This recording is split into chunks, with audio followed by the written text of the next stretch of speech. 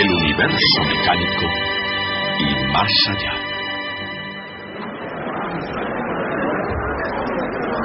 El campo eléctrico. Cuando en hockey se marcan 3 goles, se dice que se ha hecho un hat-trick, un truco de sombrero. Pues hoy me gustaría hacer una jugada de ese estilo.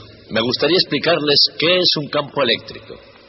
Resolver un problema sobre la teoría del campo que por lo que parece causó problemas a Isaac Newton y presentar una importante idea matemática conocida como ley de Gauss.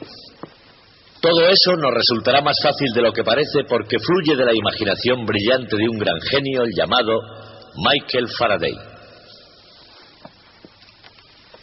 La vida de Faraday hubiera puesto en apuros al más desvergonzado novelista. Su vida tuvo unos comienzos modestos y su educación fue poco convencional. A la larga acabó siendo aprendiz de encuadernador. Pero Faraday estaba decidido a ser autodidacta y empezó asistiendo a las conferencias científicas públicas de la Royal Institution de Londres. Quedó tan cautivado por esas conferencias que pidió que le dieran la oportunidad de hacer los trabajos más bajos de esa real institución. Y así fue su comienzo, para acabar con el tiempo, siendo profesor de la Royal Institution y el científico con más fama de toda Europa. Durante toda su carrera, Faraday entendía tan poco de matemáticas que no era capaz de entender los artículos científicos de sus competidores. Y sin embargo tenía una intuición que le llevaba al núcleo de todo problema científico. Y hoy queremos hablar de una de las más grandes ideas que fluyeron de esa intuición. Se trata de la idea de líneas de fuerza eléctrica constante extendiéndose a todas partes a través del espacio.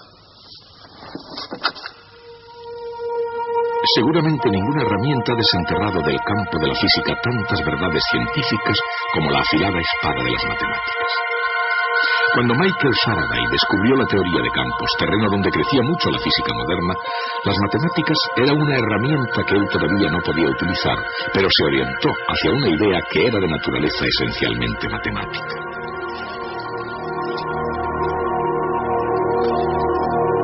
En 1789, Charles-Augustin Coulomb afirmaba lo que la comunidad científica había sospechado durante años. Coulomb demostró definitivamente que la fuerza eléctrica es inversamente proporcional al cuadrado de la distancia entre las cargas.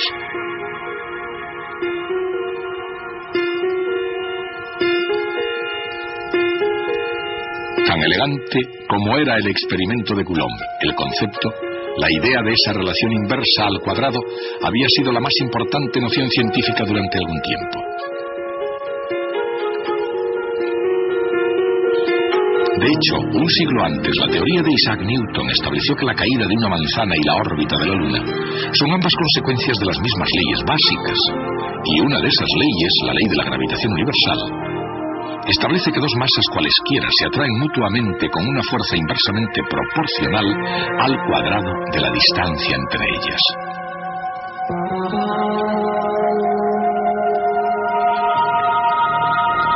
Pero era una ley difícil de aplicar, incluso para el propio Isaac Newton. Para hacerlo tenía que demostrar que cuando un objeto es atraído por la Tierra, actúa como si toda la masa de la Tierra estuviese concentrada en el centro.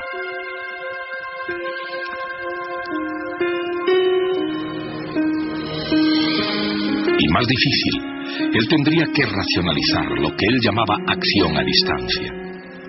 Una frase que significaba que cuerpos tales como la Tierra y el Sol aplican fuerzas directamente uno al otro, incluso estando separados millones de kilómetros y sin ninguna conexión tangible entre ellos.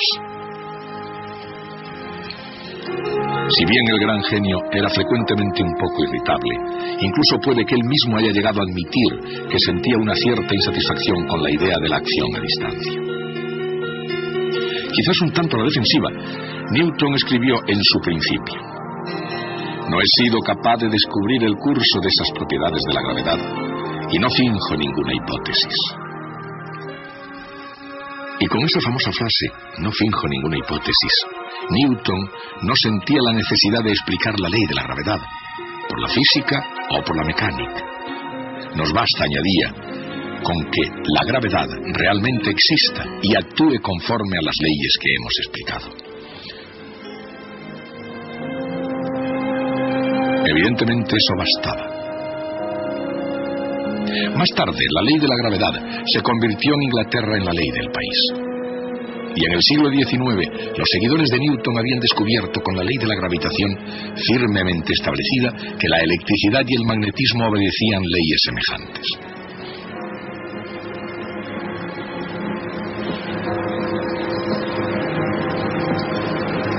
En todas ellas, la fuerza decrece según el cuadrado de la distancia.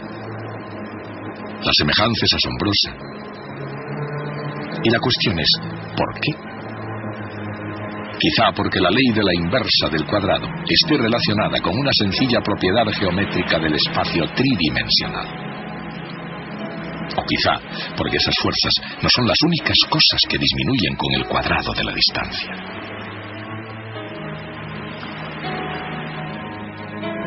La esencia de la ley de la inversa del cuadrado puede apreciarse en el concepto de flux, palabra latina que significa fluido. La luz fluye a partir del Sol por igual en todas las direcciones. Cuando se extiende alejándose del Sol, su intensidad disminuye.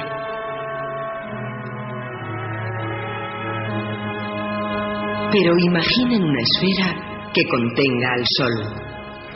Toda la luz pasaría a través de la esfera, independientemente de su distancia al Sol.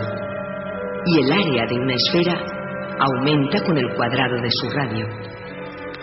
De forma que la cantidad de energía luminosa por unidad de área decrece con el cuadrado de la distancia.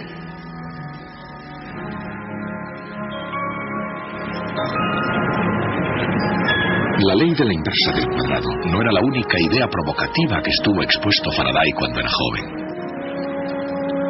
En 1810 visitaba con regularidad la Royal Institution, en particular las conferencias del legendario profesor de la institución, Sir Humphrey Davy. Davy era químico y filósofo de la naturaleza, un erudito nombrado caballero, barón y presidente de la Royal Society. Estaba en la misma cima de la ciencia británica. Con su propia investigación como tema y como autoridad mundial en la materia, Davy hablaba de todos los elementos químicos, del sodio al potasio y del cloro al yodo.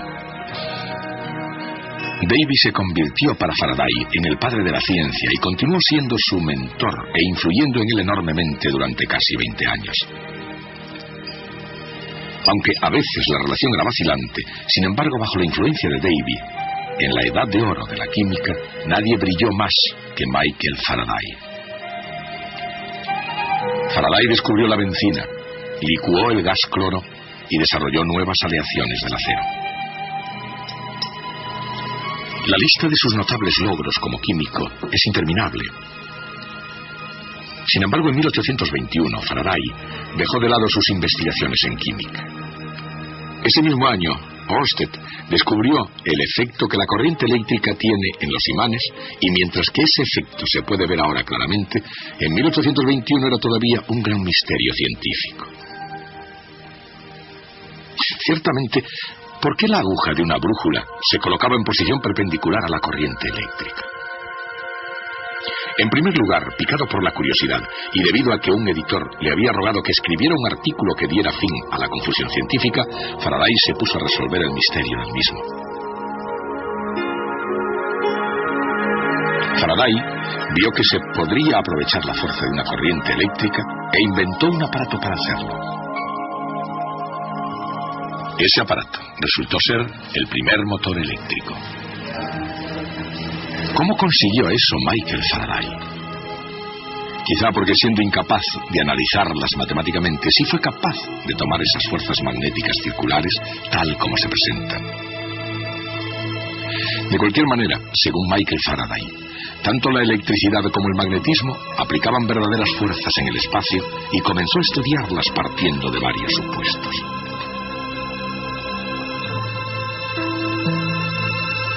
En cualquier lugar, en las proximidades de una carga eléctrica, una pequeña carga de prueba experimenta una fuerza. Como si se debiese solo a una carga, el diseño de las fuerzas detectadas en la carga de prueba es simple.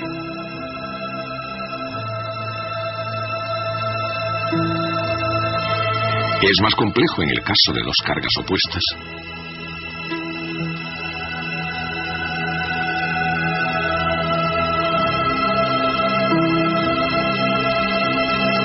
O para dos cargas del mismo signo.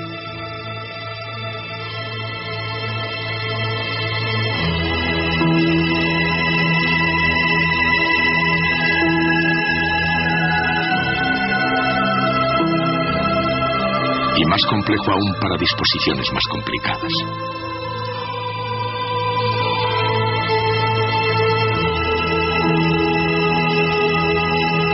Pero en todo caso, y esto es lo importante, incluso si la carga de prueba no esté ahí para detectarlo, se puede suponer que el esquema de fuerzas existe en cualquier lugar del espacio. Esa es la esencia del concepto de campo. Y aunque Faraday solo lo imaginó, el campo también se puede expresar matemáticamente.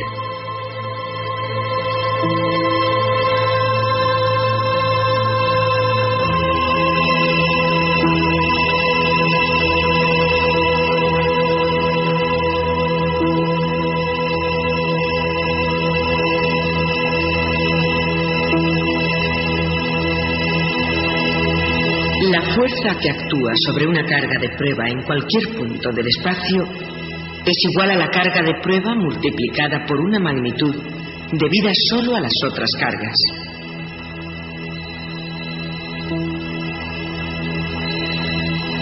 Esa magnitud es el campo eléctrico.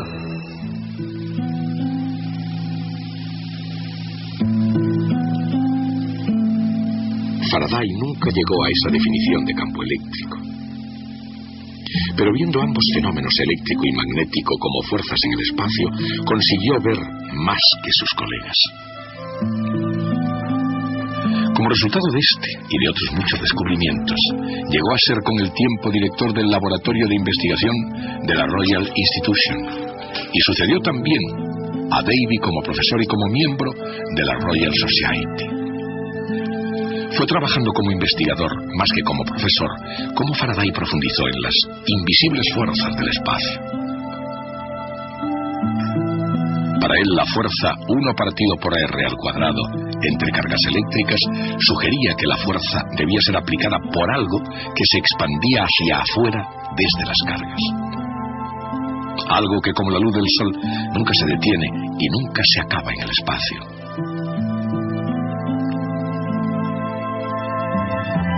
Tal como Faraday imaginaba, ese algo podrían ser líneas o tubos, cada uno de ellos capaz de aplicar una fuerza a cualquier carga durante su trayectoria.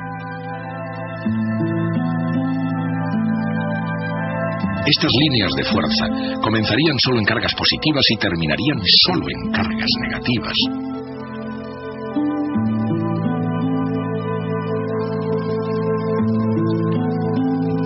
Y fluirían con suavidad por el espacio sin cruzarse ni enredarse.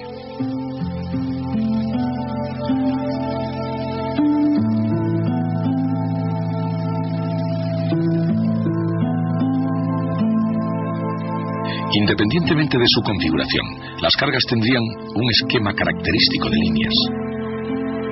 La fuerza que aplican sería fuerte cerca de las cargas donde las líneas se concentran, y débil lejos de las cargas donde las líneas están más espaciadas.